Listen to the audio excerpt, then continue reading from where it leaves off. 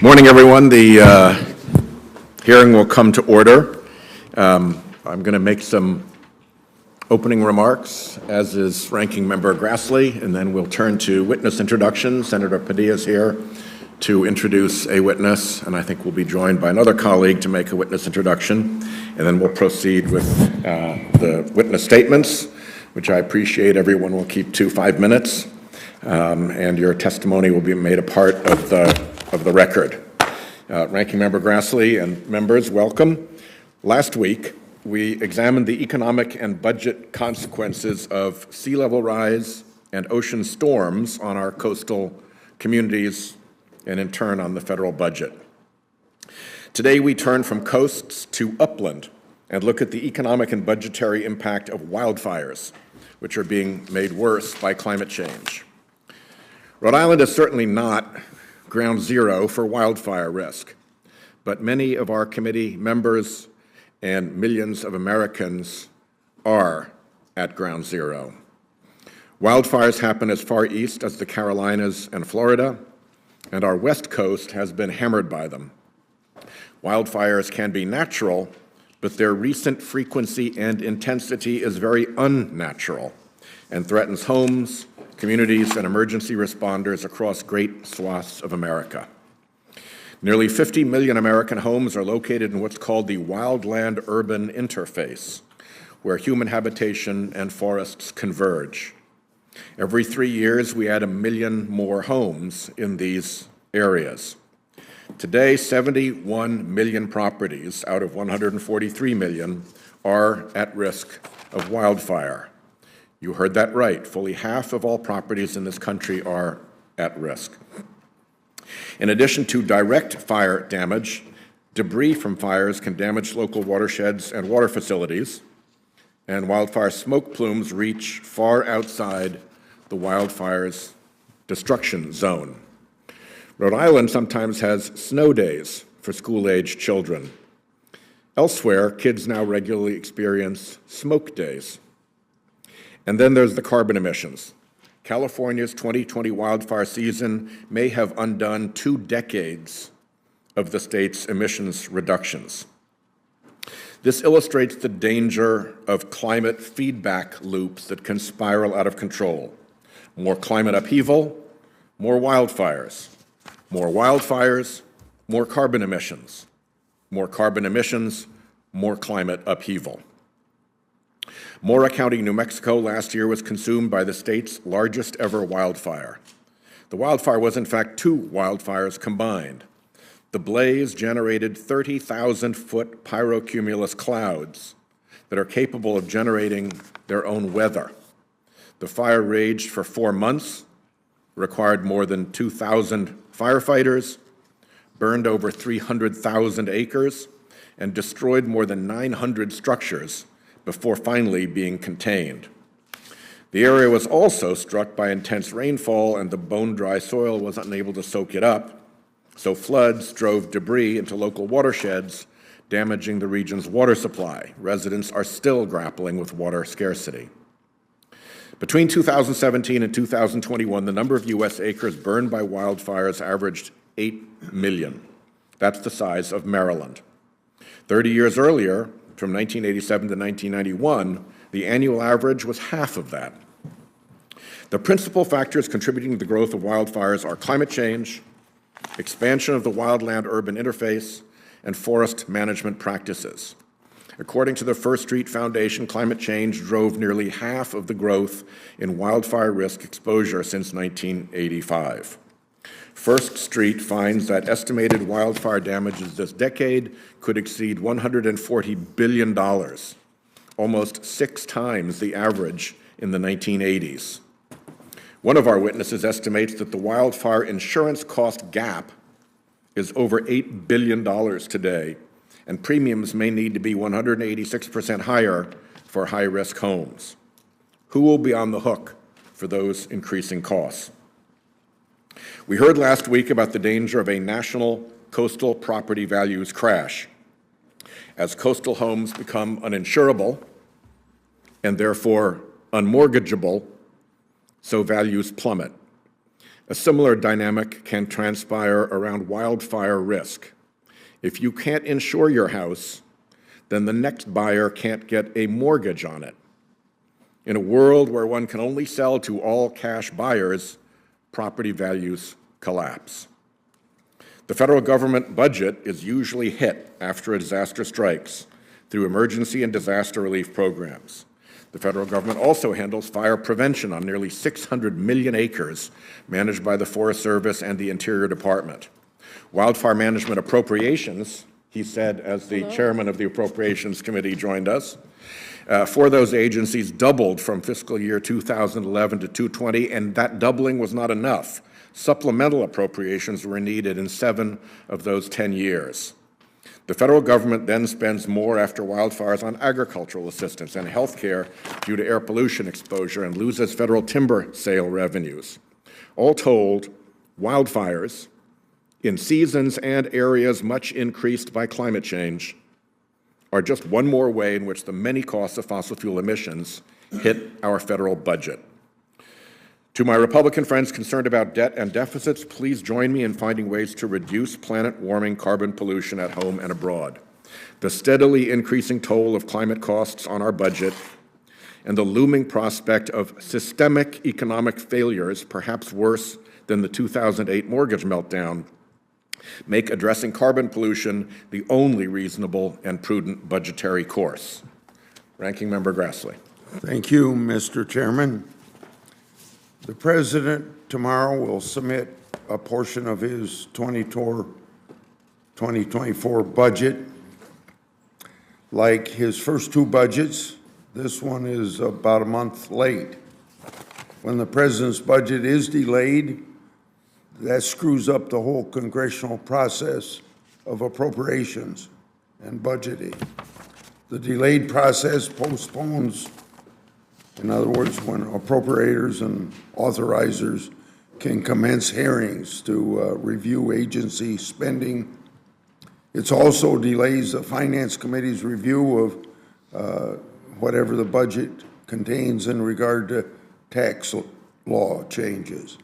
In fairness to the President, Congress doesn't follow its own process.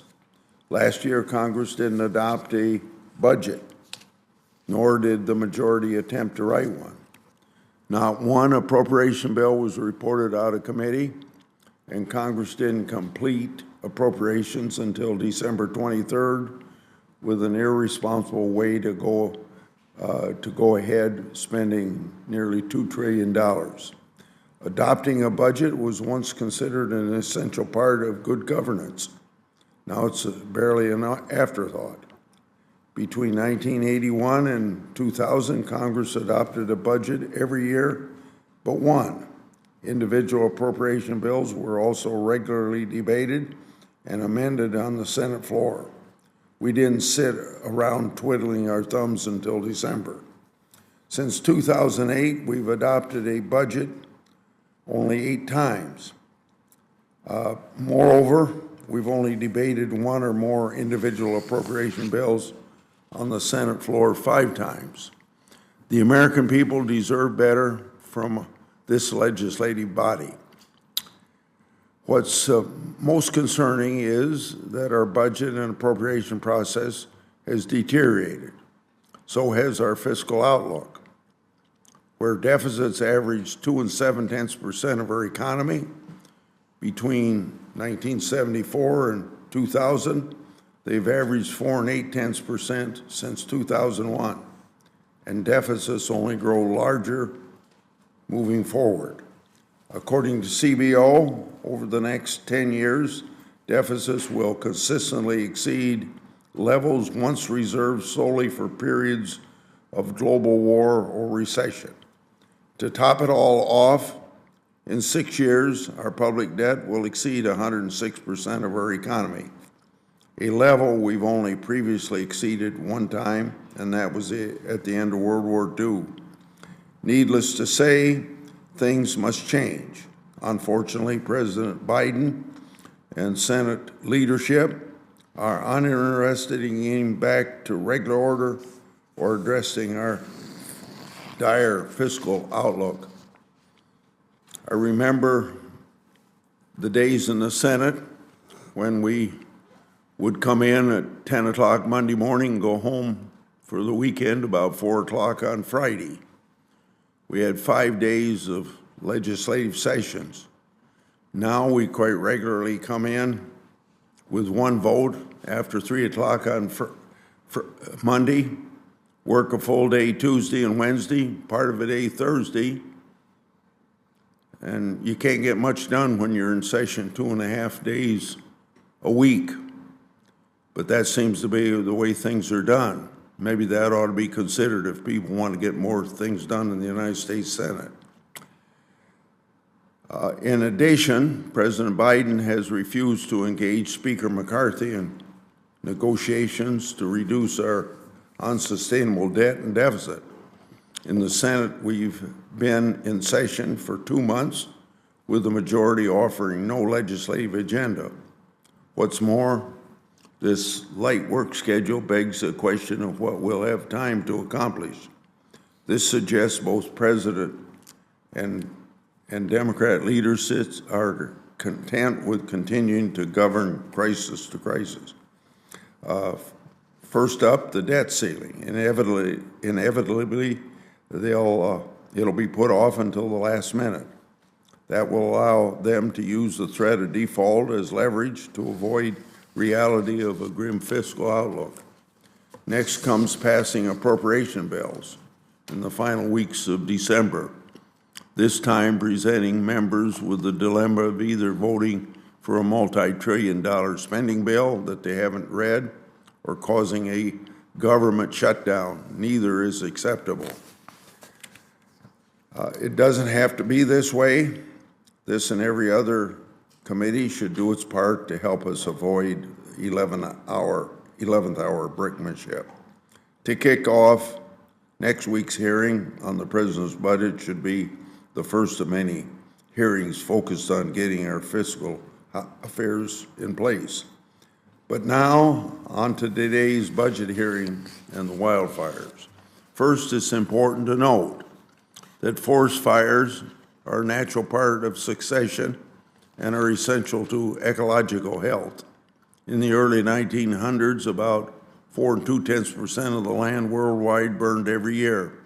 A century later, this has dropped to around 3%. While wildfires have become less expensive, the average annual acreage burned by wildfires in this country has increased over the past 30 years. So we're here to find out why. Yes, changes in the climate are a part of the story, and there are more important factors as well.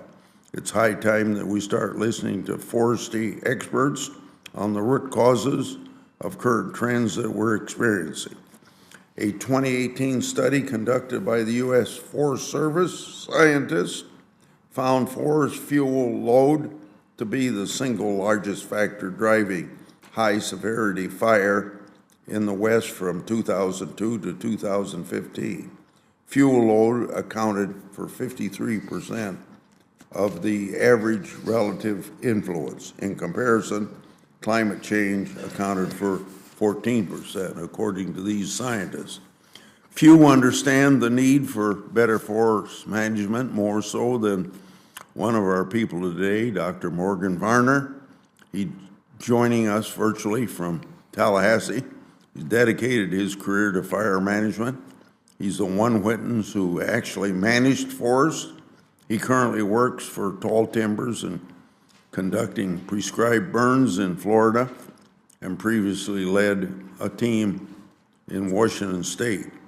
I also look forward to hearing the perspective of Nick Loris, an economist who will speak to the economic impact of wildfires and the regulatory hurdles impeding effective forest management. Thank you, Mr. Chairman. Thank you very much, Senator Grassley. We have 5 witnesses joining us today, including a witness from New Mexico, who will be introduced by Senator Lujan, and a witness from California, who will be introduced by Senator Padilla. I want to thank both of the witnesses for making the effort to be here today. California. My friend Senator Padilla will introduce him. Thank you, Chairman Whitehouse and Ranking Member Grassley, for allowing me to introduce one of our nation's leading experts on wildfire research and policy, Dr. Michael Wara. Michael is the director of the Climate and Energy Policy Program at the Stanford Woods Institute for the Environment and a senior research scholar at the Stanford Doers School of Sustainability. His legal and policy research focuses on wildfires, climate mitigation, and energy innovation. He is a California native who has dedicated his career to solving some of the biggest environmental challenges of our time. Prior to joining the Woods Institute, Michael was an associate professor at Stanford Law School, and he served as catastrophic wildfire cost and recovery commissioner under former California Governor Jerry Brown. Throughout his career, Michael has served as an invaluable resource to policymakers at both the state and the federal levels. He has been an invaluable resource to my office, and I know he'll bring an insightful, unbiased, science-based expertise to this committee hearing. He has also authored numerous publications on wildfire smoke impacts, emission reduction strategies, and wildfire resilience. So beyond his testimony today, I urge my colleagues to read some of his exceptional research, particularly in the area of smoke impacts. And on a more personal note, Michael and I share a strong commitment to addressing the climate crisis for our children, our children's generation, and future generations. The climate crisis is our existential fight, and that includes responding to and mitigating the effects of increasingly frequent and catastrophic wildfires. These mega fires have become an all too regular reality facing California and, frankly, the entire western United States. But through informed policymaking and collaboration with experts like Michael, I know we can meet this crisis and protect communities and lives. Again, I want to thank Chairman Whitehouse for holding this hearing and continuing the dialogue of how we can leverage the federal budget to respond to the climate crisis, increasingly frequent and catastrophic wildfires, and more. Thank you, Mr. Chairman. Thank you, Senator Padilla. Next, we have the Honorable Veronica Cerna from New Mexico, and I would turn now to my friend Senator Lujan for her introduction. Well, thank you, Chair Whitehouse, and good morning to you and to Mr. Grassley, our ranking member, and thank you both for having this important hearing today. I'm very honored and grateful to have the opportunity to introduce my good friend and fellow New Mexican Commissioner Veronica Cerna. I've known Commissioner Cerna for a long time, and I can tell you she's a dedicated and caring advocate for her community, and has had to become somewhat of an expert because of the largest fires in our state's history, one that was started as a controlled burn. It still gets me angry because someone missed this. I'll save that for the hearing. I apologize. Commissioner Cerna brings with her today experiences from a small town, a beautiful community in Wara, New Mexico, one that's maybe even smaller than where I grew up in Nambe, New Mexico. And that says a lot, right, Commissioner? Her testimony will remind everyone that our New Mexico families out in the middle of high desert or situated in the forests and mountains up north are no different than the families who live in communities across the country. Our moms and dads also want good schools to send their kids to, restaurants and grocery stores to put food on the table, prevention measures and funding to help communities prevent and rebuild from natural disasters such as wildfires. These towns that Commissioner Cerna and I are talking about deserve the same microphone and platform for addressing their issues as our nation's largest cities and biggest towns. When a once-in-a-lifetime wildfire and flooding hits a small town like Mora, the consequences are devastating, not just emotionally, but also their impact on the community's budget and resources. And that's something we've seen since the Hermit's Peak Calf Canyon fire in New Mexico. I want to thank my colleagues for supporting an initiative last year to provide support recognizing the liability of the federal government in causing this fire. But we should also understand the dry conditions and the climate impacts where this fire burned not just treetop to treetop, it burned on the ground. And some places where it would shoot under whatever was on the canopy of the ground that's supposed to hold moisture like a sponge, and it would shoot out somewhere else because it's so dry. These are new conditions, unlike we've ever seen. Now, the funding is critical to the community's survival, but it's only one piece of the recovery effort. Now, Commissioner Cerna is here to share with us what it felt like to live through the wildfire, the trauma that I know families and kids are still facing today. And she will share how the surrounding communities are still working to recover from this fire today. Mr. Chairman, I have much more to share about that with the introduction, but there's going to be no more compelling voice than Commissioner Cerna's. Thank you for the time, and I look forward to hearing from all of you. Thank you, Senator Lujan, for recommending this terrific witness. I appreciate it. Now, our other witnesses are David Burt, who is the founder and CEO of Delta Terra Capital. Delta Terra is an investment research firm focused on climate risk analysis for institutional investors. It has conducted analysis for its investors of the wildfire and flood risks to the single-family housing market, and Mr. Burt was a legendary predictor of the housing market meltdown of 2008. Dr. Morgan Varner is joining us remotely, the Director of Research for Tall Timbers, a land trust in South Georgia and North Florida, where Dr. Varner manages its research into fire science, rare species, and game bird management. Finally, we have Nicholas Loris, Vice President for Public Policy at the Conservative Coalition for Climate Solutions, C3 Solutions, otherwise known as. Before joining C3 Solutions, he worked for the Heritage Foundation. Commissioner Cerna, why don't we lead with you? You have 5 minutes for your remarks. Thank you for being here. We are grateful to have you in the Budget Committee.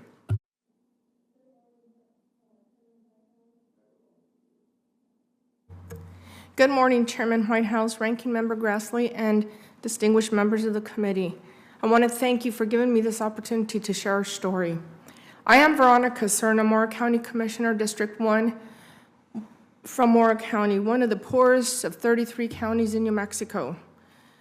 We are situated in the remote Sangre de Cristo Mountains of northeastern New Mexico. We are approximately 150 miles away from the closest metropolitan city, Albuquerque, New Mexico. Mora County's population has been dwindling slowly over the last century to merely over 4,000.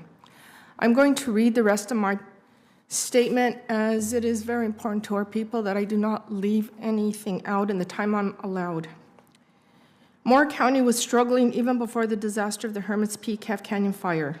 On April 22, 2022, the wildfire crossed into Mora County, at which time Mora County called for an emergency meeting to declare our state of emergency. By that afternoon, evacuations began on the western end of the county and continued for several weeks. Within a few days, the fire reached the mountain that held all our communication towers and torched them to a crisp, leaving us without a way to communicate with each other, and most seriously with first responders, including firefighters, law enforcement, and EMS. Mora County lost over 220 structures, with about half of those being a primary resident. The rest were either secondary, seasonal homes, or miscellaneous structures. In our culture, many of our residents have lived in adobe homes that have been passed down through several generations. With no mortgage on most of these homes, consideration for homeowners insurance has often been overlooked, deemed uninsurable, or simply unaffordable. Many of these people survive by raising livestock and harvesting beef and wild game every year to provide for their families. They fill multiple freezers with meat, chili, and other crops they harvest in the fall to provide food until the next season. All of this was lost due to the need for the electric company cutting the power supply off for safety reasons during the fire. More than half of the households in the county rely on firewood to heat their homes, with many still utilizing firewood for cooking. It will be many years, if not decades, before these mountains will provide trees large enough to supply adequate firewood for these homes again. The other issue we face is a supply of native seedlings to help reforest our mountains. as it is not adequate for just our mountains, let alone for the entire state and neighboring states that rely on the supply from the New Mexico State University J.T. Harrington Tree Farm in Mora. If the fire was not bad enough, on July 1st, 2022, we were once again hit with another disaster when the monsoon season arrived along the burn scar, bringing multiple flooding events day after day after day, which continued until mid-September, requiring that people once again be evacuated as the flooding events threatened their safety. Today, we still have residents displaced because of the damage the flooding events caused to their homes, their wells, septic tanks, and roadways. As a result of the flooding events, 4 lives were lost. Approximately 29 county roads in Mora County were destroyed because of the multiple flooding events off of the burn scar. We're awaiting on loans from the state to start reconstruction so that people can once again get in and out of their communities safely and without damaging their vehicles. However, those roads will need to be redesigned to mitigate damage from future flooding that we expect over the next few years. Another major issue we face due to the flooding events is that the acequias, which are century-old irrigation ditches, have filled with silt, ash, and debris, which pretty much eradicated them, leaving no way for water to flow to deliver drinking water for livestock, nor water for irrigating fields downstream for crops, thereby leaving no hay harvesting for winter feeding. Many of the fields below the burn scar were also ruined. I hope you consider the immense loss not only to the federal government, but to local government and the people in our communities as well. This disaster totally drained our community, not only financially, but emotionally and psychologically as well. Thank you. Thank you, Commissioner, for that very important testimony. I appreciate it. We will turn now to Mr. Burt and head across the table. Thank you, and good morning, Chairman Whitehouse, Good morning, sir. Ranking Member Grassley, and members of the Senate Committee on the Budget. My name is Dave Burt. I'm the Chief Executive Officer of Delta Terra Capital. By translating newly available scientific estimates of physical climate risk into actionable insights for investors, lenders, and policymakers, Delta Terra aims to accelerate an orderly transition to a climate-resilient financial system and society. Thank you for the opportunity to share our wildfire risk insights with the committee. We applaud your attention to these matters and are humbled by the opportunity to contribute. Since I last spoke to senators about mispricing risks in property and mortgage markets in March 2020, we have experienced seismic shifts in monetary policy, mortgage rates, consumer housing and work preferences, and asset prices. Many of these changes have served to further exacerbate insurance mispricing issues we've been researching, setting the stage for a difficult asset bubble workout in the years to come. In my written testimony, I refer to a 2021 Delta Terra analysis of climate risk in U.S. single-family home markets, in which we identified 4.1 million homes in communities with high exposure to wildfire risk. For these communities, we modeled a base case scenario in which property markets start to price in insurance premium costs that cover damage estimates in the IPCC mid-case climate scenario of RCP 4.5. Most scientists agree that this is a somewhat optimistic scenario in which the global community works together to stop emissions growth by around 2040. Temperatures still continue to warm for decades after emissions stabilize, however, and physical and economic damages from wildfires will continue to increase as well. Our analysis estimates homeowners in these risky communities have been paying about $1.5 billion a year collectively for wildfire protection as a portion of their standard homeowners insurance. Current climate condition wildfire damage expectations are $9.6 billion a year, suggesting a very large insurance gap. A market value correction of 20% on average, but with some communities suffering much steeper declines. This is in the rationalization. That results in $317 billion of total market value losses. This leads to a 5.6% default rate for agency loans in these communities and $115,000 households losing their homes through foreclosure. The problems have grown since this analysis, and multiple data sources around insurance take-up and leading fundamental indicators are confirming the market dynamics we roadmapped in this scenario. If a homeowner in California is denied insurance from private insurers, they can apply for insurance from the state's insurer of last resort, the California FAIR Plan. New FAIR policies jumped from 23,000 in 2018 to 74,000 in 2019, following 2 back-to-back years of large insurer losses. While California slowed the private insurance exodus in the state by issuing a series of one-year moratoriums on non-renewal, the increase in FAIR policies has continued. The number of last resort policies almost doubled from 2015 to 2021, while traditional insurance policies only increased by 4%. When a homeowner is forced to secure an insurance policy from the state insurer of last resort, their premium usually increases substantially. Millions of homeowners and prospective homebuyers are now facing this prospect, and the impact on buyer behavior is observable in high-frequency market data. In an analysis of asset-level transaction data, we found substantial underperformance in year-over-year sales growth for high wildfire risk properties beginning in 2021, possibly around the time when the first California non-renewal moratorium started expiring. Deteriorating fundamental trends tend to lead asset value declines by a year or two, and we are just beginning to see these value declines. As depreciation accelerates for these riskier than anticipated homes, many households will become financially stretched and unable to weather even modest economic volatility. As I noted earlier, our base case shows a default rate on agency mortgages of 5.6% and 115,000 foreclosures. In a bear case scenario where markets start to price in an IPCC downside scenario, the default rate grows to 11.7% and 240,000 foreclosures. We look at the 125,000 additional foreclosures in this scenario as one of the many real human costs of inaction. Please consider that all of these projections are from a repricing of wildfire risk alone, so before considering other major climate impacts like flooding, water scarcity, and more intense storms. While some wealthy households have the resources to absorb higher insurance costs and home value declines, academic research suggests that low and moderate income households that lack these resources will be left with the largest challenges.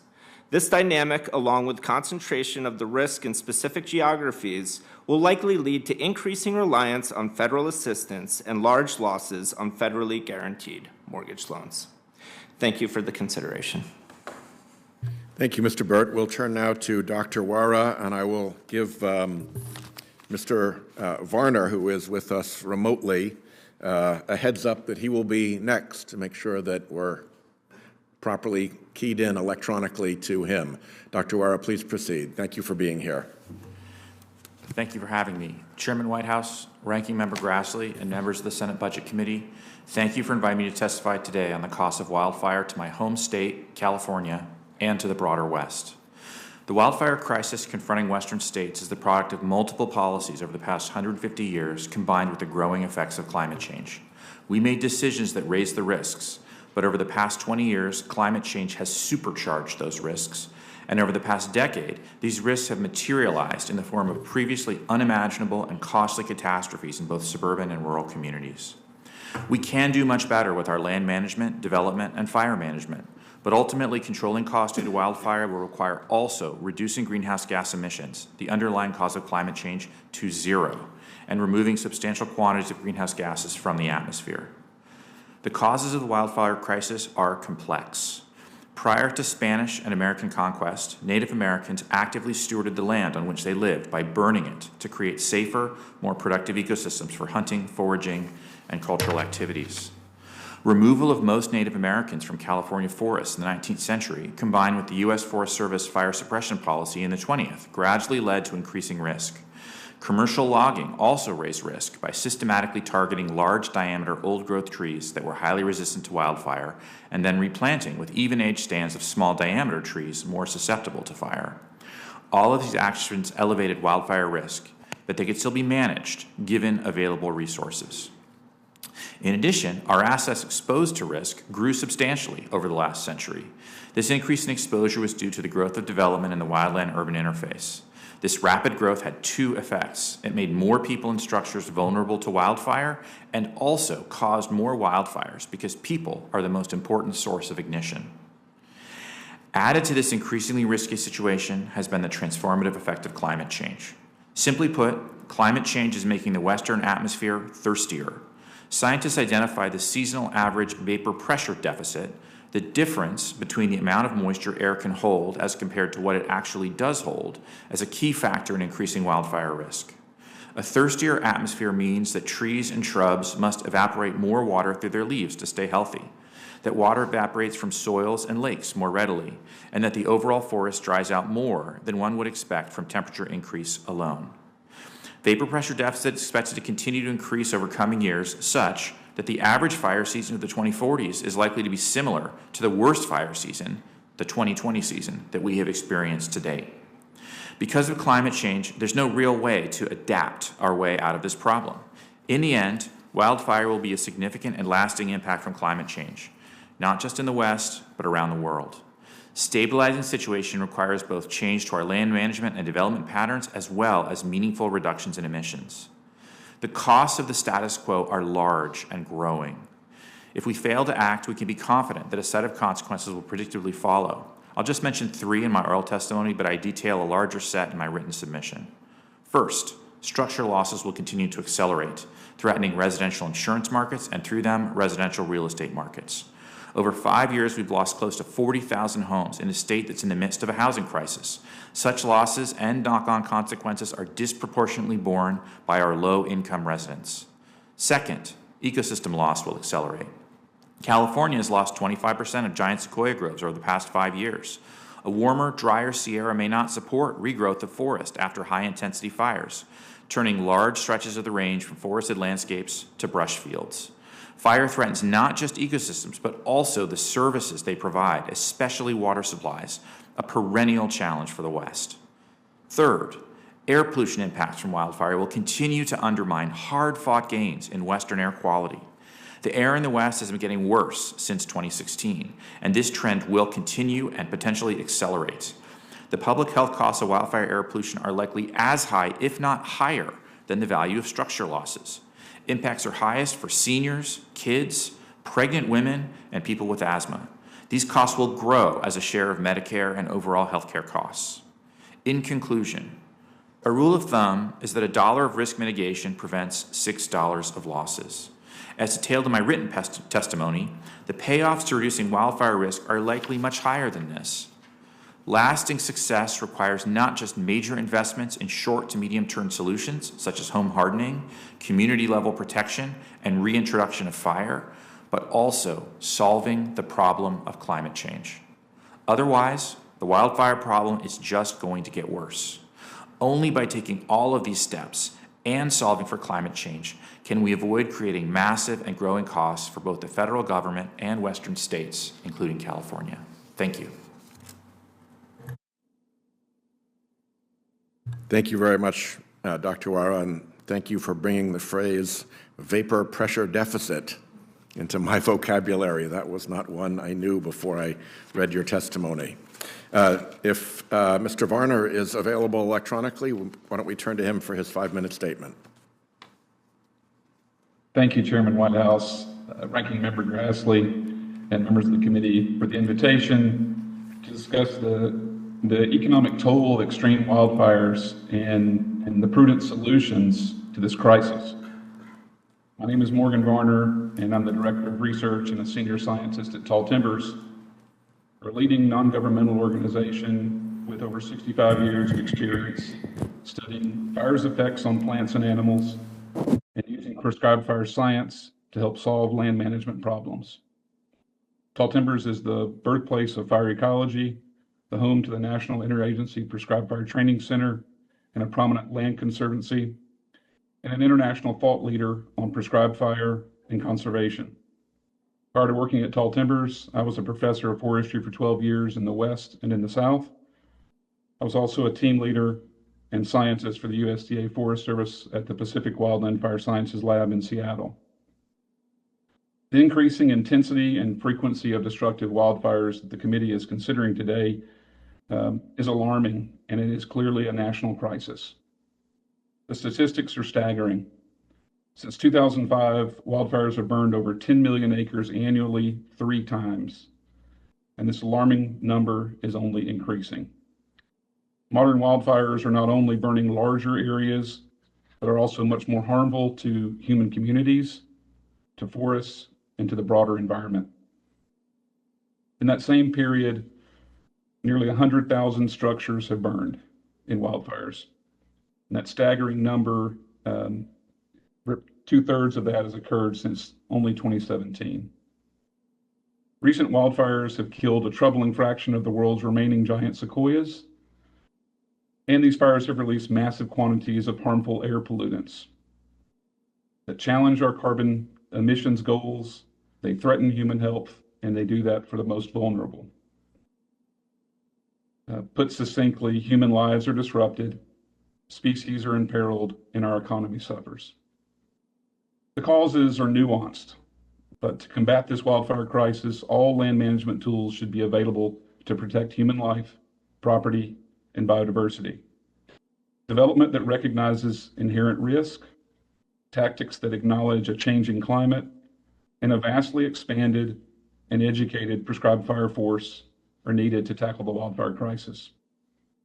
Human development in the wild and urban interface is a clear challenge. Climate change, particularly in dry forests of the western United States, exacerbate past land management strategies that have largely ignored the consequences of a century of fire suppression. In those landscapes, forest management activities that increase the resilience of forests while also modifying available fuels are fundamental to solving the wildfire crisis we face. When done right, active management sustains forest carbon, which also leads to ecological resilience, enhanced biodiversity, vibrant rural communities, and reignited cultural connections. Ultimately, the most viable tool to reduce these out-of-control wildfires and thus reduce cost will be the expanded use of prescribed fire. In order to reach that point, we advise, and the scientific community largely supports, increased funding for workforce training, for improvements in prescribed fire science, and increased liability protection for those burners that literally carry the torch. Congress has already stepped up in a bipartisan way to ensure that the tools are available to reverse these trends. These investments and the continued investments will enable private and public lands to confront the wildfire crisis with the best of our country, our global leadership in science, in education, and our unmatched work ethic. I'm looking forward to answering your questions today on wildfire and prescribed fire solutions. All timbers and the Southern fire community rely on strong partnerships with the federal government and appreciate the opportunity to discuss this important issue further. Thank you. Thanks, Mr. Varner. Much appreciated. And we turn now to our final witness, Mr. Loris. Thank you for being here. Please proceed. Thank you, Chairman Whitehouse, Ranking Member Grassley, and distinguished members of the committee. Thank you for this opportunity to testify this morning. My name is Nick Loris, and I'm the Vice President of Public Policy at the Conservative Coalition for Climate Solutions. C3 Solutions is a think tank focused on accelerating innovation to meet the world's energy needs and to help address the world's greatest environmental challenges. With my time, I'd like to make 3 brief points. First, a look at the causes and influences driving severe wildfires. Second, the economic and environmental impact of wildfires. And third, solutions to help reduce wildfire risks and damages. Many factors contribute to the severity and intensity of wildfires. Human-driven climate change has made the world hotter and parts of the world drier, including the western United States, which reduces soil moisture and lengthens wildfire seasons. Continued warming will very likely exacerbate those conditions. Population growth and where people choose to live is a significant contributor to wildfire risk, as more people have moved into the wildland-urban interface where development meets wilderness. Homes in the WUI grew 41% from 1990 to 2010, and a recent report by FEMA and the U.S. Fire Administration stated that 99 million people live in the WUI, and there are 46 million homes with an estimated $1.3 trillion in value at risk of wildfires. Critically, research shows that the fuel load on federal, state, and private forests is the driving factor that makes wildfires larger, hotter, and more destructive.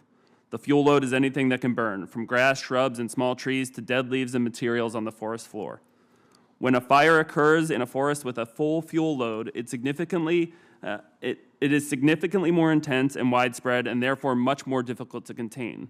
Without proper management, whether through prescribed burns or mechanical thinning, these forests become tinderboxes. And when these fires blaze, they are devastating. They claim lives. They have adverse effects on people's physical and mental health. They destroy communities in minutes or hours, which will take years to recover and rebuild. In 2021 alone, wildfires burned nearly 6,000 structures, 60% of which were residences. Wildfires cause a significant loss of wildlife, vegetation, and habitat. In the years 2015, 2017, and 2020, more than 10 million acres burned in the United States, more than 6 times the size of Delaware each time. They increase particulate matter, they increase greenhouse gas emissions, and increase the risk of erosion. Furthermore, wildfires are costly to the taxpayer and the broader economy. The 5-year average for federal suppression costs is more than $2.8 billion annually. A recent study in the American Economics Association Journal totaled the suppression costs for 11 Western states to be more than $13 billion from 1995 to 2016.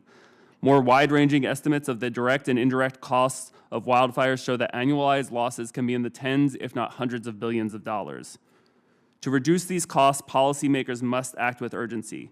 Global decarbonization will help minimize human-induced warming's impact on wildfires and wildfire seasons. Part of that solution is healthy U.S. forests and working cooperatively to ensure that these forests are carbon sinks, not carbon sources. The most pressing issue for forest managers and communities threatened by wildfires is this density and overgrowth. Productively, the Biden administration recognizes what's at stake, unveiling an aggressive and necessary plan to expand forest thinning and prescribe burns on 20 million acres of national forest lands and 30 million acres of other federal, state, tribal, and private lands, all within a decade. Yet protracted regulations and litigation often delay the implementation of these plans. A June 2022 report from the Property and Environment Research Center examined how long it takes the Forest Service to comply with the National Environmental Policy Act requirements. The authors found that it takes 3.6 years on average from initiation to treatment for mechanical thinning and 4.7 years on average for prescribed burns. More rigorous environmental reviews and lawsuits delay projects even further. Cutting red tape for greener forests can and should be consistent with rigorous environmental review and safeguards.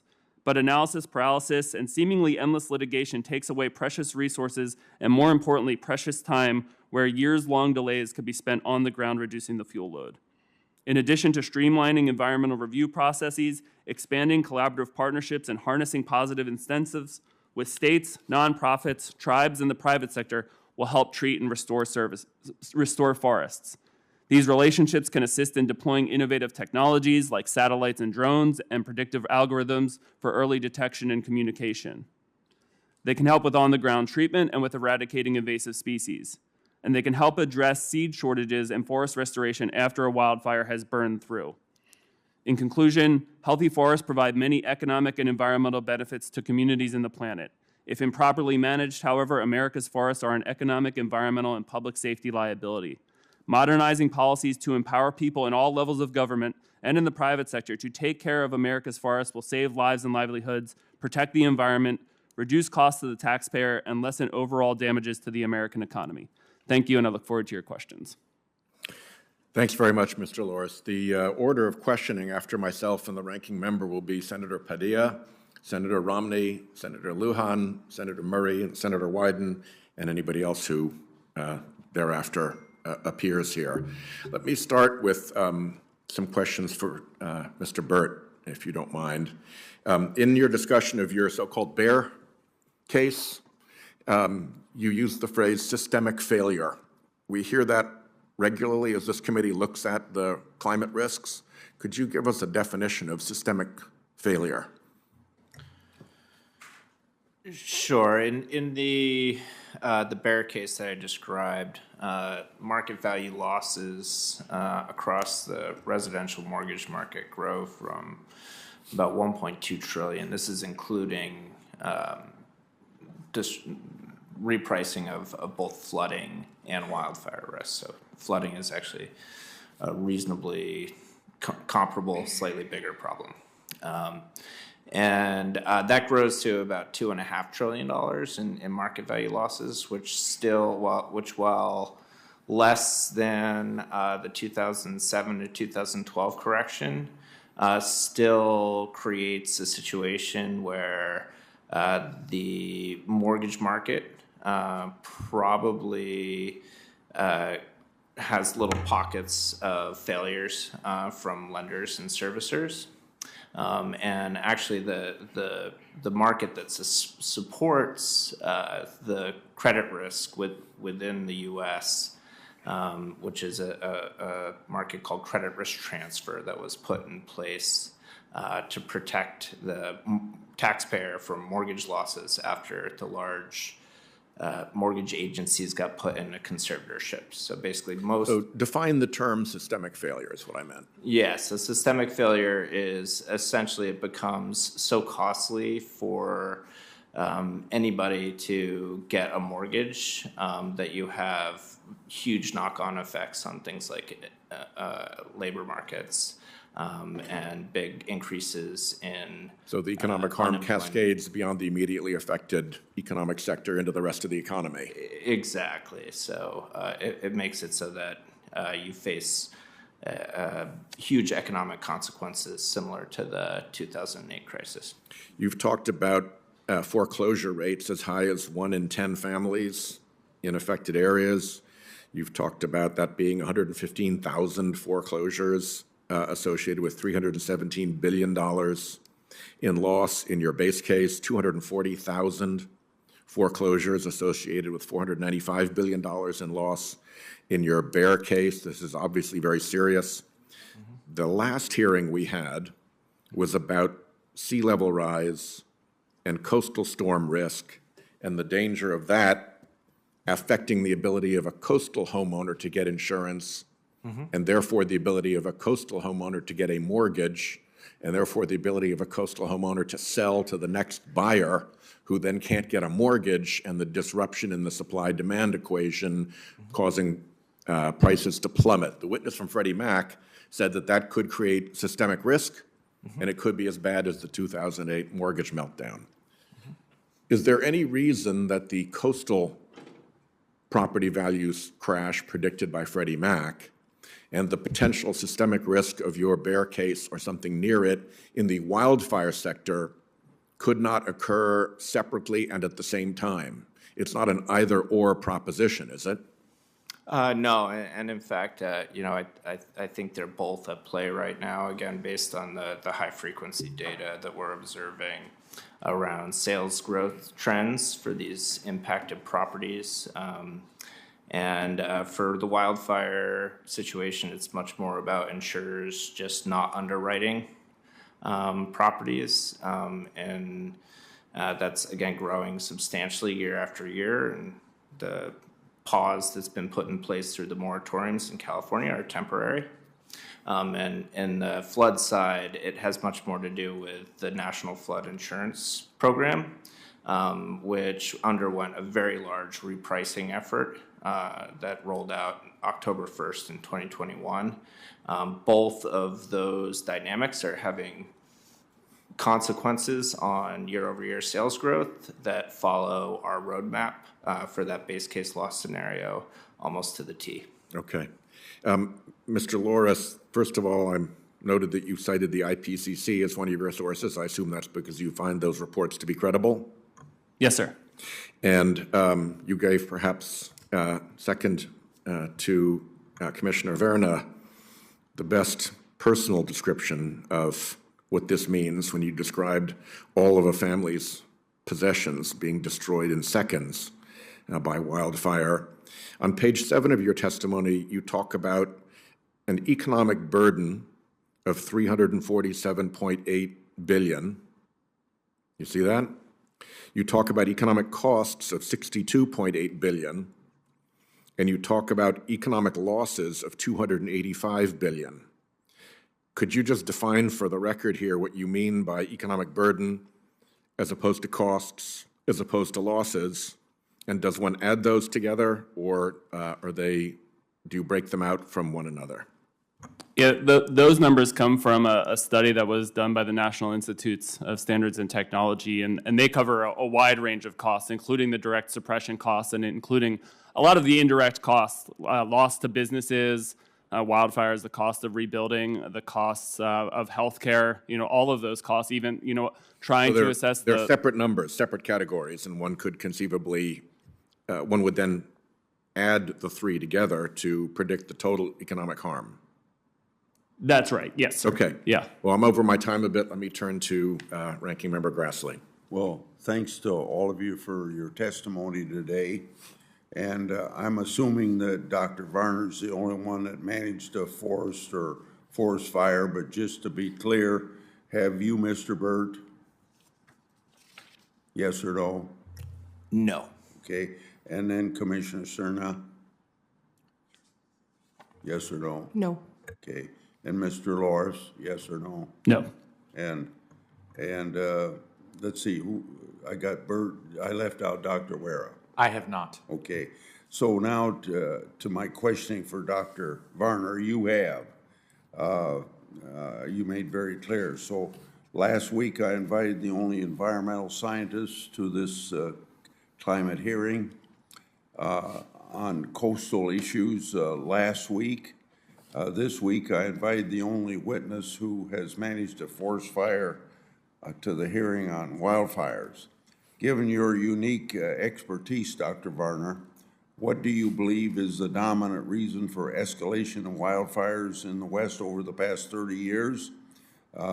Climate change may play a role, but is it even in the same ballpark of influence of poor forest management? Well, thanks for your question, Senator Grassley. But first, I would invite all of you to Tall Timbers sometime to participate in a prescribed fire. Your question is a complicated one. I think the scientific consensus is that land management actions and the past suppression of wildfires, was detailed by several witnesses earlier, are the dominant factor controlling recent wildfires. And I think to go a little farther, Mr. Burt's testimony really, to me, puts it in a nice framework that if we were to be able to reduce carbon dioxide concentrations in the atmosphere immediately, then we could make an argument about climate change and land management. But we know that reversing that trend is a long, multi-decade endeavor. And in the meantime, those forest lands will be threatened by the lack of management that we're not employing to mitigate those hazards. And I think that's a tragedy that we all want to avert. You took part in the Forest Fires Chiefs, or Forest Service Chiefs National Prescribed Fire Program Review in response to Hermit's Peak and Calf Canyon Fire, which Commissioner Cerna discussed in her testimony. What was your role in that review? To work on one of the panels on the agency culture, and the review that the Forest Service chief challenged the participants with was in order to get to where we want to be with prescribed fire nationally, what do we need to do? What do we need to change? He had a panel considering climate change, and the panel that I served on was on the agency culture. In essence, how do we prioritize prescribed fire to put it on an equal footing with the importance and the priorities for wildfire? Do you believe that climate change is ultimately to blame for the damage caused by this wildfire? It's certainly part of the story. I think the post-wildfire review shows pretty clearly that there are some inadequacies, and I know that these are frustrating and painful for members and witnesses. But we need to continue to invest in science and to develop decision support tools that enable us to predict fire behavior better. We need to train and educate our workforce better. And I think each of those are detailed in that report, and frankly, that comes up in a lot of escaped prescribed fire reviews or in wildfire reviews is improving the workforce, investing in the workforce, and trying to level the playing field between research funding for wildfire versus research funding for prescribed fire. The federal government and other funders are quick to fund research on the effects of and often causes of wildfire, but the corresponding investment in prescribed fire is often lacking. And we've long argued for some equal footing, and I think the chief's panel and other recent reviews all point to investing in science that will generate better decision support tools and that will have a real effect on the ground. Could I ask one more? Please do. I think we're waiting for Senator Whelan to que- return, so take some time. My last question is to Mr. Loris. Could you explain how overly burdensome reviews will inhibit the ability of the Forest Service to accomplish its goal of treating 20 million acres of national forests and grasslands over the next decade? Yeah, there's a huge challenge in terms of the large restoration backlog that the Forest Service has to tackle. If you look at the challenges of meeting the National Environmental Policy Act requirements, as I mentioned, they can take anywhere from 3.6 years on average for mechanical thinning and 4.7 years on average for prescribed burns. If you add in the most comprehensive level of NEPA analysis and environmental impact statement, those numbers increase significantly. If you add in litigation, those numbers increase significantly as well, where it can take almost 10 years to do a prescribed burn. There have been kind of horror instances where there's been areas at high risk and it's taken 15 years to do a prescribed burn. And again, that's not to say we shouldn't have the availability of litigation, that we shouldn't have environmental safeguards and rigorous environmental reviews, as well as having communities who are impacted by these decisions to give them input. We don't want to have prescribed burns with undue risk, but I do think there's opportunities to create efficiencies in these processes to a point where even Forest Service officials have noted that they've become almost too risk averse to try and litigate proof some of these analyses, and that's kind of allowed the perfect to be the enemy of the good in a lot of circumstances where we can have productive processes to have mechanical thinning, to have prescribed burns, and to reduce wildfire risks. Thank you. I'm going to ask a few questions while we wait for a colleague to come to the hearing, and let me turn to Commissioner Cerna.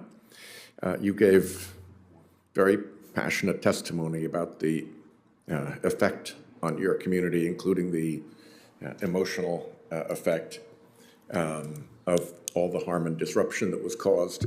We are the Budget Committee, and so we're focusing particularly on how these climate risks turn into dollar harms.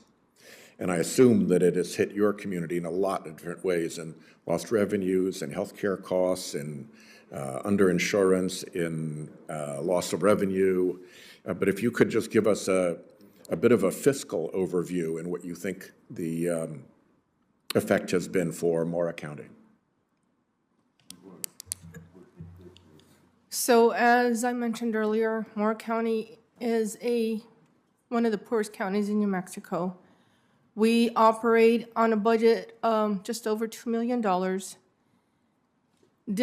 Responding to this fire when it first broke out really dipped into that budget with the overtime, the cost of excessive fuel for the vehicles, having to bring in meals to the first responders on a daily basis, 2 times a day, because as I mentioned, there was no electricity.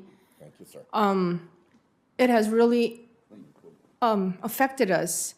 The reimbursements from FEMA have not yet come in. I'm not sure when that will happen.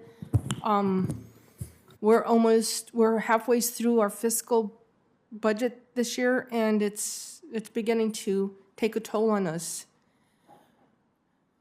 Now, the future of Wara County is still a question on how we're going to operate, because we have lost so many structures.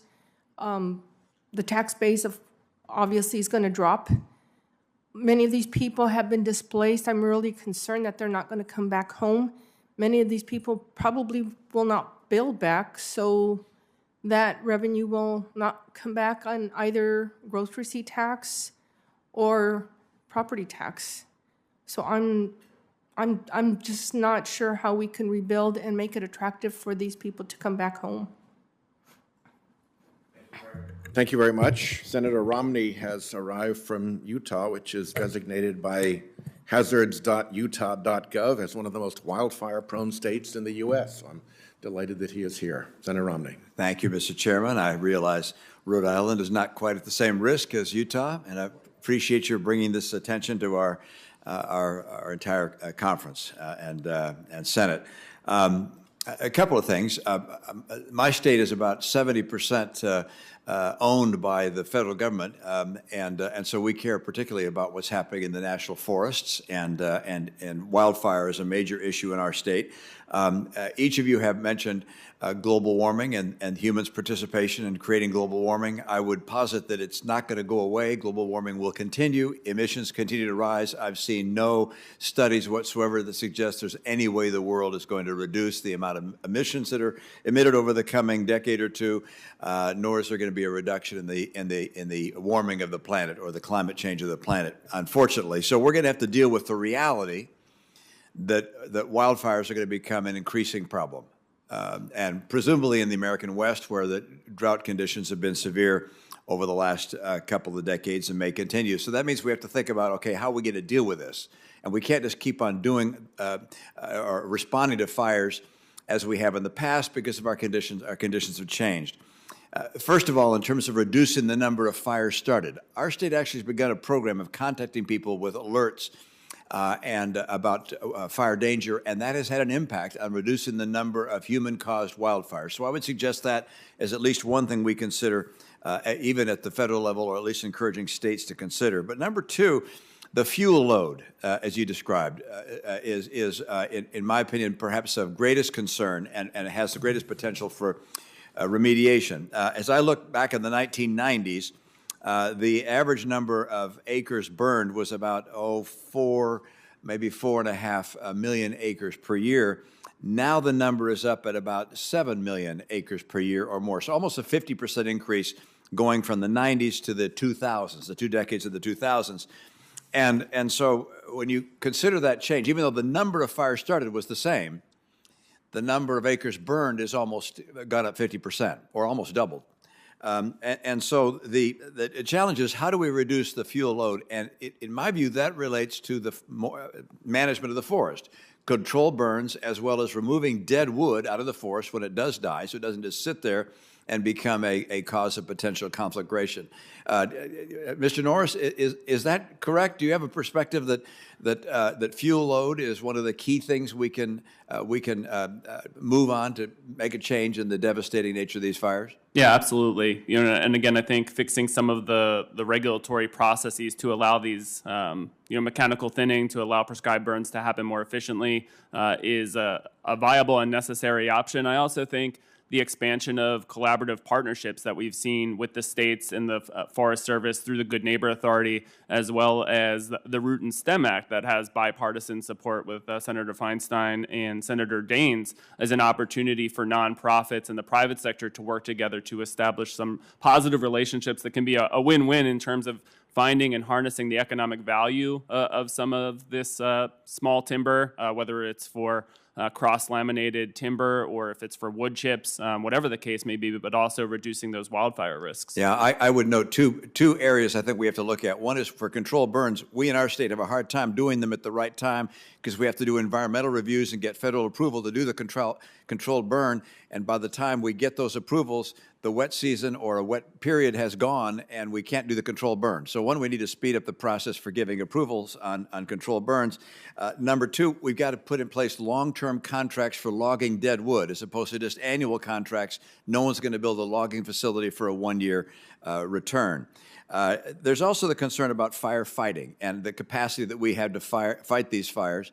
The infrastructure bill that we put in place a year ago put in place a commission which is looking at how we fight fires and how we reduce the risk of fires. They've now met once. They've got about 50 people. They divided into task forces. One recommendation that's already clear is we don't have enough fixed-wing aircraft to be able to respond immediately to fires that could become conflagration. So that's another area I think we need to focus on. And finally, the response, the recovery after a fire, it takes too long to remediate after a fire. I don't know whether any of you have any experience in that regard, but the time it takes the federal government to allow us to remediate a forest that's been burned is too long. It results, therefore, in more flooding occurring, more damaging to the watershed as a result of the flooding.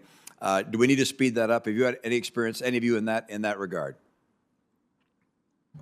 No experience, but I did know in my written testimony, some things that we can do to address seed shortages, and having more practitioners is to have more immigration, to expand H-2B visas. This is something that can help with the collection of seeds, as well as to have more ecologists, more firefighters come in. So that necessary step in the year or two after the fire, I think it is critical in terms of restoring these areas as effectively as possible. Thank you, Mr. Loris. Keeping on doing the things we've been doing them is not the right way to go. Thank you, Mr. Chairman. All right, we have Senator Murray, Senator Padilla, and Senator Lujan as our order.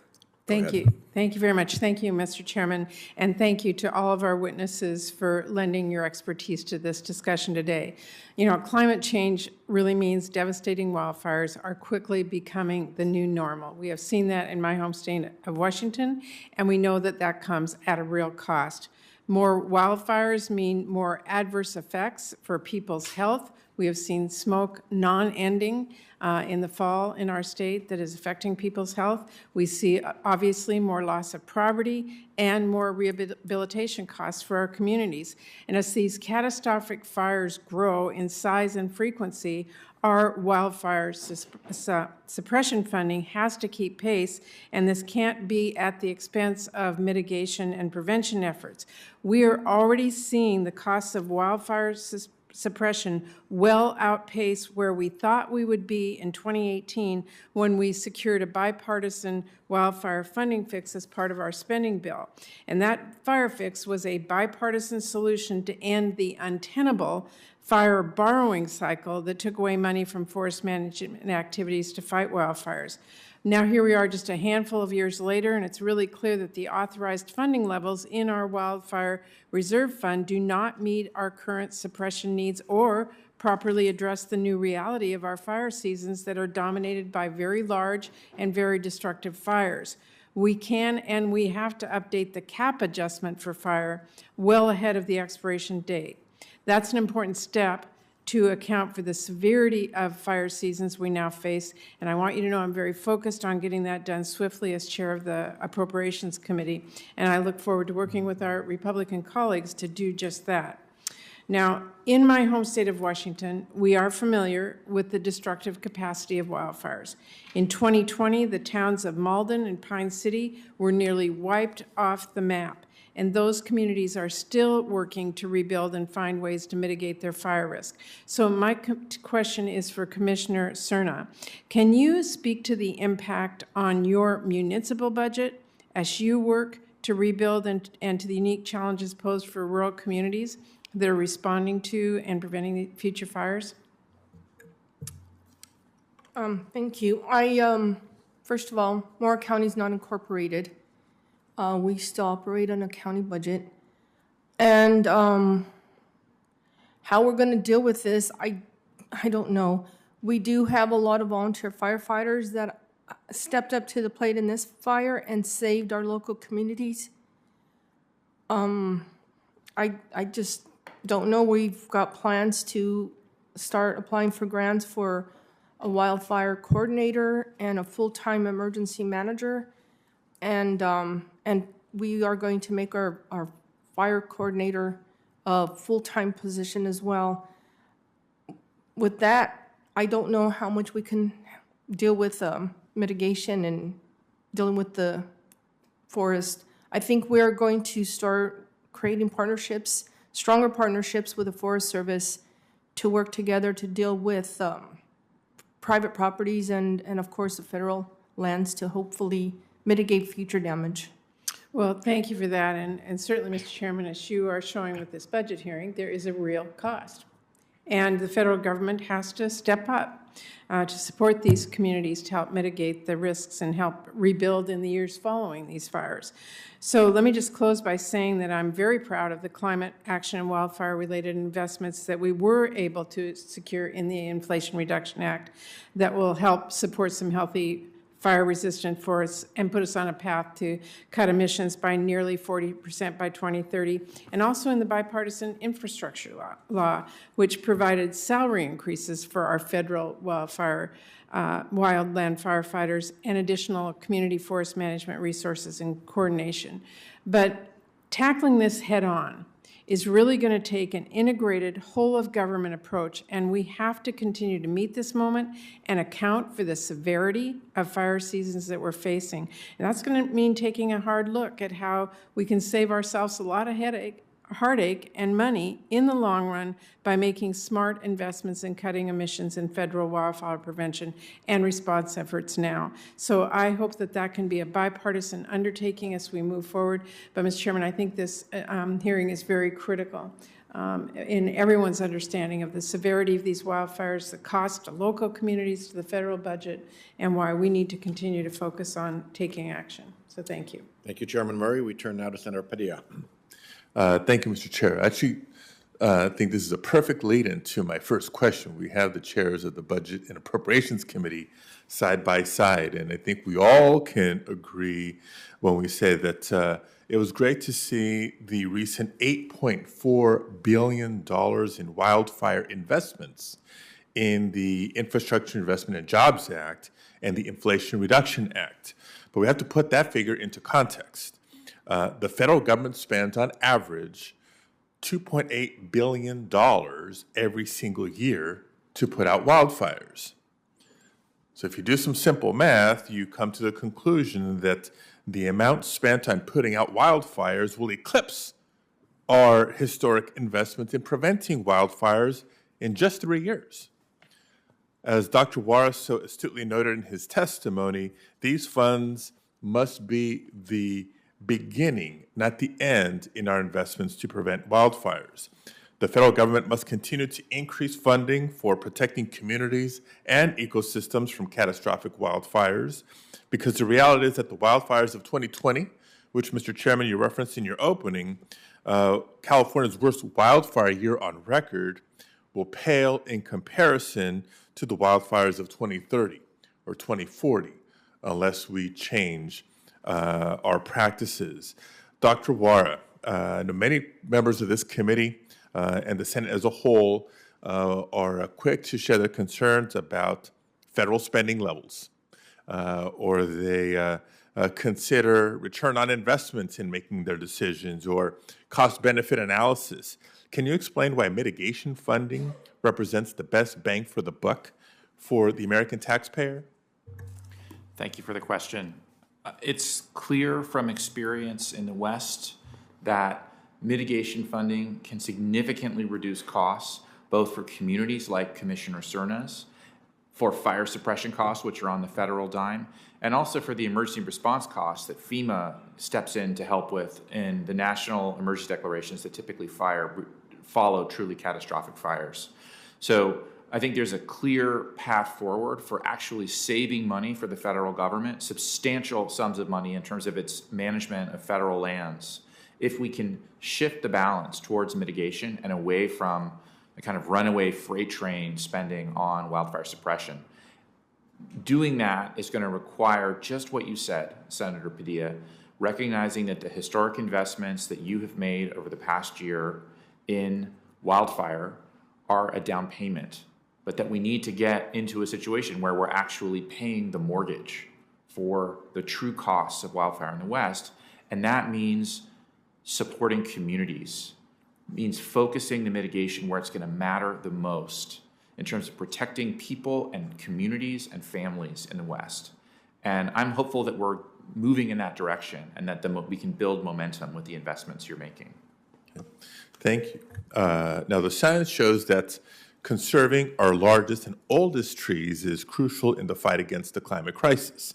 The EPA inventory of U.S. greenhouse gas emissions shows forest lands provide more carbon storage than any other land use in the United States. Our oldest forests do the largest share of the carbon sequestration work. Mature and old-growth forests have been carefully capturing greenhouse gases over the course of centuries. The destruction of these trees, including by wildfire, releases these harmful greenhouse gases back into the atmosphere. Now, in California, forests make up 1/3 of the state's total land area. However, due to the catastrophic wildfires and drought-induced tree mortality, California's forests have unfortunately stopped regulating emissions and instead has begun contributing to them. Dr. Wara, can you speak to the importance of federal investments in forest management in particular, and specifically for mature and old-growth forests, and how these investments could also reduce emissions and promote resiliency? Absolutely. So what we're observing in California forests is kind of a three-part crisis. The first is wildfire, the second is drought-caused mortality, and then both of those are also supplemented by beetle kill, which is also a big factor in other western forests.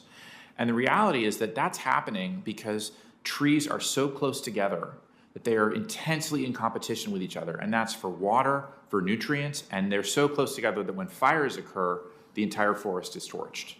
And so what fuels management can do is return the forest to something like its natural state where there's greater spacing between trees, and that means the trees are much more likely to survive drought, they're much more resistant to beetle kill, and when a fire passes through, it's much less likely to kill the entire forest. So there are big returns because we keep the forest intact. Recent science, actually just out last week from a lab group at Stanford, shows that there are a number of forests as well that may not regrow because of climate change if they burn. The longer that we can keep those forests stable and in place, the lower the impacts of climate change. Thank you very much. And I'll just end with the note that so while it's been a California-specific line of questioning, this really applies to the broader western United States. Thank you, Mr. Chair. Thank you, Senator Padilla. We turn now to Senator Lujan, followed by Senator Braun. Thank you, Mr. Chairman. I appreciate that. The Hermit's Peak Calf Canyon fire has upended life for communities in northern New Mexico. Commissioner Cerna, can you speak to the challenges during the period of active burning and subsequent flooding? And in what ways was the federal government effective in supporting Wara? And how can it do better? Thank you, Senator. First of all, it was extremely challenging. As you know, the residents of Wara County are used to dealing with wildfire because they usually come later in the season as a result of lightning, and along with lightning comes rain. So Mother Nature has been able to help firefighters deal with those fires. However, in this case, it came much earlier and during the extreme drought and the unprecedented winds. We evacuated people, and they expected to be gone for 2 or 3 days. 5 weeks later, people were still out of their homes. The challenge that we faced, as you said, the federal government sent FEMA in quickly. The unfortunate thing and the very challenging thing about that was that because we had no communication, it was very difficult to communicate with our people to let them know where FEMA was at. We were in evacuation mode into almost June, and services were scattered everywhere. People were scattered everywhere. We couldn't keep track of them. So that was very, very challenging. I think that, again, that happened with the flooding events. We still had limited communications with our people, so we had to go pretty much pay attention to the weather forecast, go door to door knocking on people's doors, letting them know that the potential of flooding could be happening in their area. And sure enough, it would happen. And we tried to get people out of there. Getting them accommodations was very challenging because firefighters had taken up, I think, every single hotel room from Taos to beyond Santa Fe. So it was very challenging to get accommodations for these people when we did have to evacuate them. But as I said, FEMA was there quickly. They were helping people as much as they could. I think that one of the challenges that could improve services in the future is that FEMA have employees that are more sensitive to the culture, because I realized that many of the employees that showed up did not understand our culture, did not understand how the people communicated in our community, and it created a lot of confusion and frustration amongst the people. And many of these people just left and never came back for more help, and these are probably the people that needed it the most. Commissioner Cerna, remind me of the volunteer who was at West Las Vegas High School that wanted to prepare hot meals. You know, Do you remember her name? Jana Lopez, I think that's what it is. Neighbors Ms. Lopez. Helping Neighbors, she was amazing. She's been our hero. Mr. Chairman, one of the areas where it illustrates what Commissioner Cerna just laid out is there was a volunteer from the community that wanted to prepare hot meals. She said, my people are not going to eat cold meals. So she showed up with cookers and all the rest. FEMA said, you're not allowed to bring hot food in here. Well, she didn't take no for an answer. She went outside and she set up a tailgate and she started prepping hot food out there. Eventually, policy changed. But that's just one example to illustrate the kindness and how it ultimately was embraced. And hopefully it'll lead to a shift in policy as well. The other thing, Commissioner Cerna, that you remind me through your testimony is that it's not a fire season any longer. Out west, as you know, Mr. Chairman, it's a fire year. And that's what concerns me most about what we're experiencing in New Mexico. Commissioner Cerna, can you share the biggest challenges from Wara County to make a full and long-term recovery from a local government perspective as a result of the fire? Probably economic development. I think that we need to do as much as we can to improve the economy in Wara in order to bring back the residents that have left. We need to make it as attractive as we can. We need to work together to provide the services that have been lacking. As I mentioned, communication was an issue at the very beginning. We're 12 months out now, and we're still having communication issues. We see that with broadband and cell service. I appreciate that, Commissioner. And to illustrate, Mr. Chairman, one aspect that you've raised as well, in that the impact, the terrible impact from these fires, it's not that a mountainside is burned. Homes are lost, fences are lost, communication is lost. Food that families, very humble families, but resilient families, where they would go harvest a deer or an elk, and they would prep that, and they would keep that to keep their family fed for a long period of time, months and months, was all lost because electricity went out.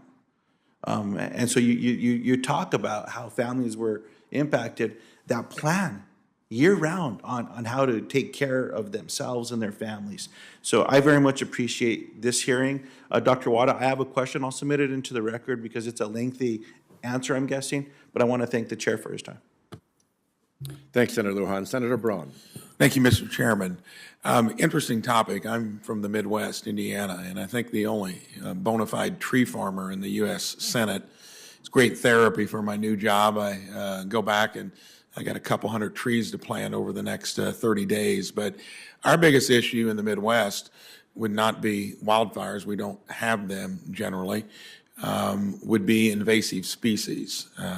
That is turning timber management upside down. And since this is about wildfires in the West, can you, any of the panelists, weigh in terms of how invasive species complicate a drier context? Because knowing silviculture, they're both going to weaken the timber stand, whatever you have. And I know since it's a chronic issue to some extent, of just lacking moisture, where do invasive species come into play to be a complicating, even additional issue?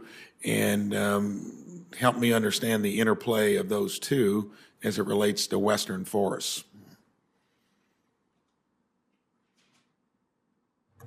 Well, I was sort of hoping Morgan would jump in, but I'll offer an answer. I think the biggest issue in western forests is really beetle kill, and the this relates to something that I'm sure you're familiar Is with. that a native or an invasive beetle? The beetles are native, but the effects, the ability of the beetle to propagate has really grown enormously over the last several decades, so that we're seeing large stands killed and numerous trees within stands killed, even if some other trees survive. Evidence suggests that this partly has to do with warmer winters, and it also has to, because the cold winter used to sort of shut down the beetle life cycle. It also has to do with the fact that the trees are stressed because they are too close together. So I'm sure as you plant a stand in your plantation, You thin them generally through Yes. sustainable management practices, and you get the ideal amount of light and then ground nutrients, and you grow the fastest and healthiest trees. Precisely. And the challenge is that many trees in the West are so close together that the combination of the warming, drought, and the competition for nutrients is making the trees even more vulnerable to these parasite species than they otherwise Should we would be harvesting more timber then as a prevention for it? The commercial thinning is certainly a part of the solution, but it's only a part. And the key, that the most successful treatments that create the most resilient forests involve some thinning of overdense forests, followed by application of prescribed fire. And you need the fire in order to get the full benefit in the West, in dry forests. If I could just quickly add it, and there's also, native plants that are more susceptible to adding to the fuel load. We've seen a proliferation of cheatgrass and bufflegrass in the West and the Southwest that creates more of that tinder for wildfires. And I know the National Climate Assessment has different impacts on different types of species and defoliating species. Some increase as a result of warming weather, some decrease as a result of warming weather. So to your point, I think sometimes it's straightforward, sometimes it's a little more complex. So it sounds like in the West then, like the emerald ash borer, has completely wiped out about 8% of our hardwoods, ash trees. Your issue would be more comprehensively with the lack of moisture, and then the underbrush and native species that then contribute to the robust nature of a wildfire. Yeah, that's right. And I think that soil moisture deficit or vapor pressure deficit that Dr. Wara mentioned in his testimony and I mentioned in my testimony is critically important too, and it's shown to have increased significantly in the past 4 decades, particularly in the West. And there was one recent study that I referenced in my written testimony in the Proceedings of National Sciences that attribute about 2/3 of that to anthropogenic warming and 1/3 to natural variation. So again, it's a complex number of factors that are contributing to all, these situations. And then one final question. Can we mitigate against the trends you've been talking about in a way that would, if you can't turn around whatever the underlying causes are, is there going to be mitigation that can make the damage to our forests in the West less significant? We could certainly lessen the damage in the short run, but I think it's pretty clear from the evidence that will work for, if we can do it at a really transformational scale over the next decade, perhaps 2 decades. But if we do not do something about climate change, we're going to lose the war and lose it for our children. Thank you. Chairman Wyden. Thank you, Chairman Whitehouse. And it is so good to see your leadership on these issues. And as you and I have talked about, they have dramatic ramifications for both public and private budgets. So, Senator Whitehouse, we really appreciate your taking the lead and having this hearing. And for all of you, I'm sorry that I've been juggling today, but we live and breathe, particularly the breathing part, this horrible set of fires we've had. And the reality is these fires are not your grandfather's fires. They are bigger, they're hotter, they're more powerful. We get them often almost year-round.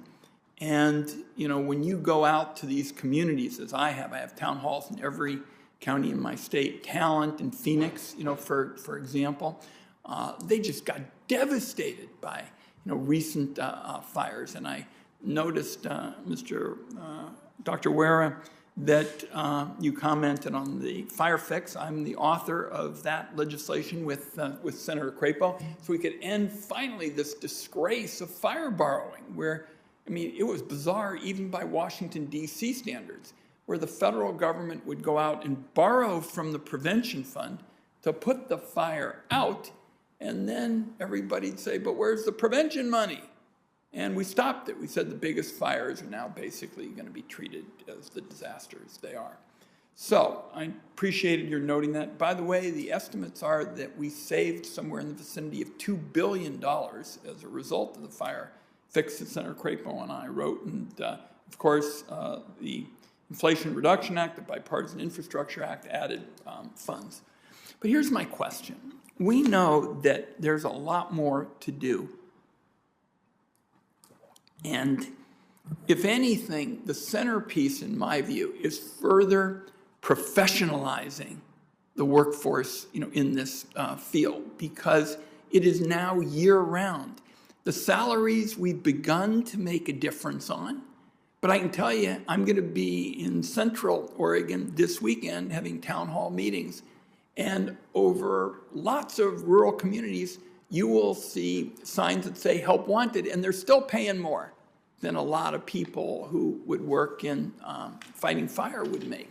So if you're us and you want to work with Chairman Whitehouse and continue these efforts in terms of fire, what would be the next best steps in terms of people, technology? Just pretend you're in charge of the next steps in terms of professionalizing folks at the Forest Service, Bureau of Land Management, who are really doing phenomenal work on the ground, but they deserve, as you note, some more resources. And so I can tell people where those resources might best go. Tell us what you think are the best investments in professionalism in fighting fire. Well, as you point out, Senator Wyden, the fire funding fix made a tremendous difference, and I could not agree more. But the challenge is that the problem is accelerating so rapidly that it's very hard for government to keep up. I also agree that there's intense competition for the skilled labor, the skilled workforce that fights our fires. In California, it's much more profitable to be a CAL FIRE firefighter than a U.S. Forest Service firefighter. And even better than that is to get a job as a PG&E arborist. And so there is real competition for the workforce. If you know how to use a chainsaw and drop trees in a very professional and skilled way, which very few people do, especially under dangerous circumstances, there are many people that want to hire you in the West.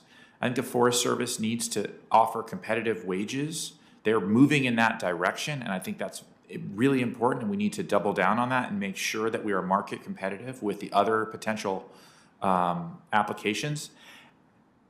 I'd say beyond that, we really need to stand up a process and programs to train the mitigation workforce. We are very good at training firefighters. We need to be equivalently good and create pathways, career pathways, for folks like Morgan Varner, who testified earlier, people who want to do the things that are what the firefighters call left of bang, right, before the fire happens. At the same time, I just note that I know from speaking with many former Forest Service firefighters that the life lived by the modern U.S. Forest Service fire professional in the current fire environment is just really tough. The mental health challenges are enormous. The separation from family strains marriages and really can break families. And I think we need to be looking at structural change in how we staff fires to ensure that we can actually recruit and retain, most importantly, the most skilled firefighters. My time is up. And I think what I'd like to ask is... It's just us two left, so proceed. Great. Thank you, Mr. Chairman.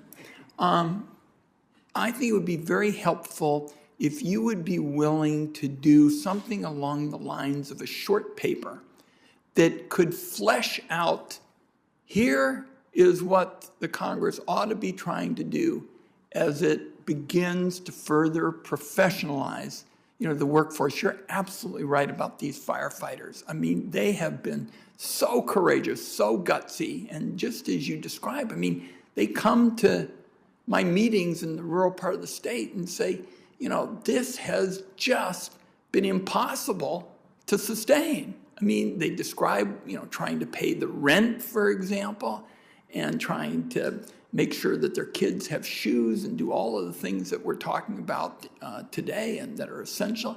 And it just, the math doesn't pencil out.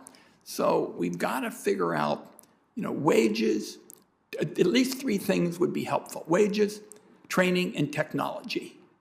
Because if you can get those three right, you might be on your way to being able to recruit. And my staff has been singing your praises. And for all of you, we so appreciate it. I'm sorry to just, because we've had lots of committees today, so I've missed some of the testimony. But for us in Oregon, this is really what we're all about. You know, we have forestry in our DNA, and we never expected anything like this.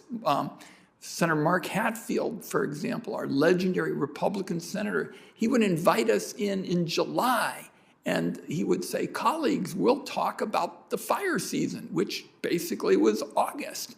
And that was that. And it is, as I say, not your grandfather's forestry challenge, and just so appreciate what you're doing. And of course, my friend Sheldon, Whitehouse, we made the biggest investment in climate change in American history last year. It could not have happened without this fellow in the chair. Not just his sweat equity, you know, the fact that he went to the floor day after day, week after week, laying it out. But in the committee, when we were trying to move a piece of legislation to basically unravel the federal tax code as it related to energy, and senators were casting really gutsy votes, you know, votes that could really be career altering, Senator Whitehouse was always out there making the case. He said, look, this isn't everything. We never said it was. It was the federal tax code, for Pete's sakes. But he was out there as somebody who's so well respected, saying, we've got to do this now. I mean, this is what's on offer today. So I'm very appreciative of Senator Whitehouse's leadership. And to all of you who are working the forestry precincts, so to speak, thank you. And I gave Dr. Wara an assignment, but the rest of you can feel free to pitch in. It's not mandatory homework for anybody, but we'd be very interested in your ideas. Thank you, Mr. Chairman. Well, on finance, just to be clear, the leadership comes from the chairman, and the chairman is Ron Wyden. So thank you very much for that. We will wrap up. I will note that Mr. Varner has described the wildfire risk as alarming and clearly a national crisis with staggering statistics. Mr. Loris has tried to put some numbers to those statistics, and as I understand it, the economic burden of $347.8 billion that he describes, annualized, is the sum of the $62.8 billion in economic costs and the $285 billion in economic losses, correct? I believe that's right. Yeah. Otherwise, I'll go back and double check the study, and I apologize for that's okay. that sloppy quote. Otherwise, it's an astounding coincidence yeah. because 285 and 62. I'm pretty sure that's happened to add those add up. 247.8.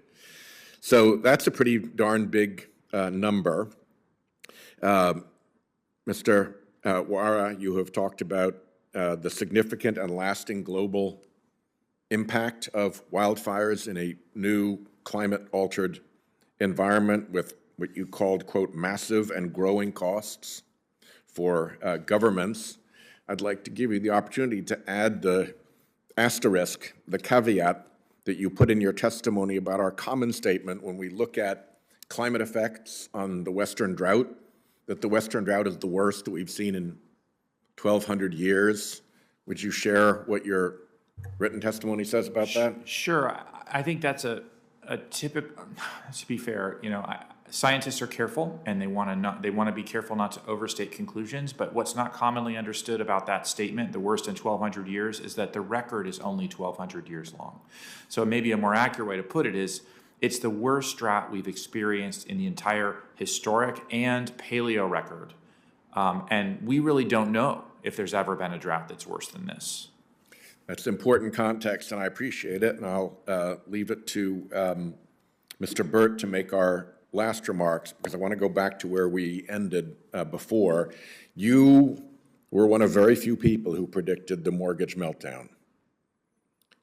You then had the unfortunate experience of seeing what you had predicted play out with an enormous amount of suffering and an enormous amount of economic harm that cascaded well beyond the defective mortgages and entirely across the country and throughout our economy.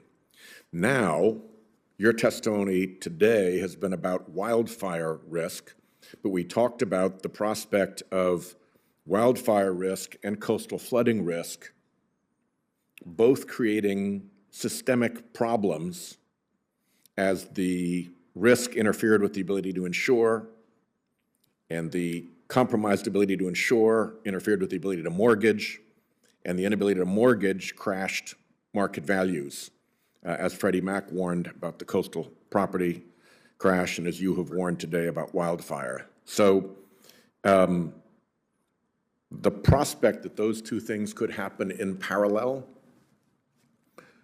would create what kind of experience for Americans if that were to transpire?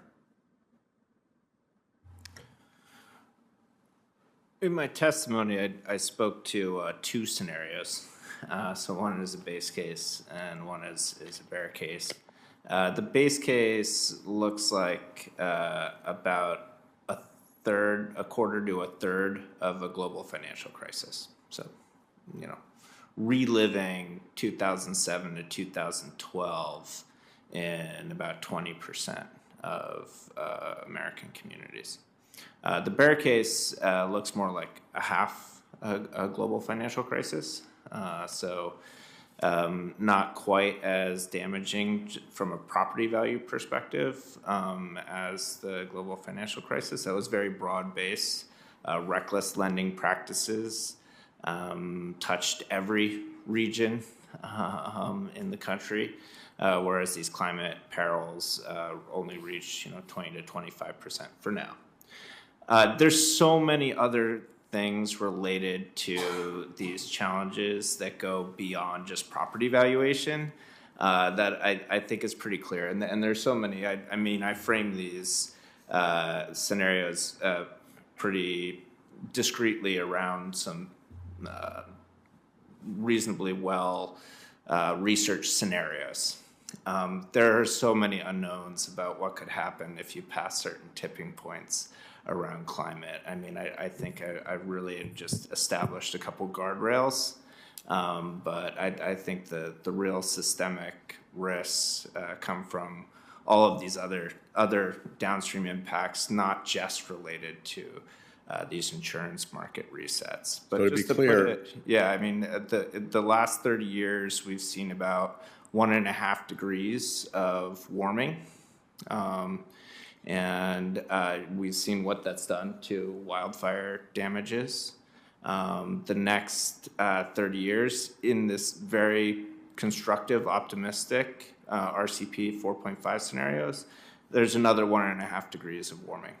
And if you start pushing into some of these more bearish scenarios, it could be twice as bad as the last 30 years of increases. So it's a really troubling outlook, and just the disturbances to everyday life go far beyond some of the things that I've researched or even included in the testimony. So to be clear, your base case scenario and your bear case scenario both include coastal flooding as well as upland flooding. Yes. Okay. We that definitely helps do. to clarify. And that and again, that's. They both seem to be repricing at the same time. Markets are very good about sorting out issues that they're understanding and pricing, and allowing those issues to resolve for the good of the population. These issues are not well priced at all. So the big mispricing exists both in flooding and both in wildfire. Different reasons, the repricing seems to be underway. Prudence should be our watchword, it seems. I like that. With that, I will conclude the hearing, I want to thank the witnesses for appearing. I want to particularly thank Commissioner Cerna as a government official for coming here to tell the story of her county and her experience in New Mexico. And I want to thank Senator Padilla and Senator Lujan for recommending witnesses to us. The full written statements that each of you have provided will be included in the record. For my colleagues, questions for the record are due by noon tomorrow, with signed hard copies delivered to the committee clerk in Dirksen 624 or emailed.